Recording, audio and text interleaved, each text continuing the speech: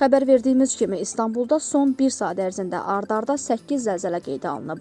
Bu, həm Türkiyə, həm də Azərbaycanda narahatlığa səbəb olub. Əksəriyyət 2 il əvvəl qardaş ölkədə baş verən dağıdıcı zəlzələnin təkrarlanacağını düşünür.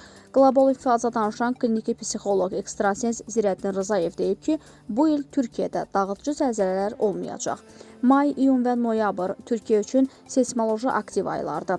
Ümumilikdə bu il Kahramanmaraşdakı kimi faciəvi tarixi fəlakət görmürəm. Lakin mən İstanbulu qırmızı görürəm. Bu, ya böyük yanğın, ya da partlayış ola bilər.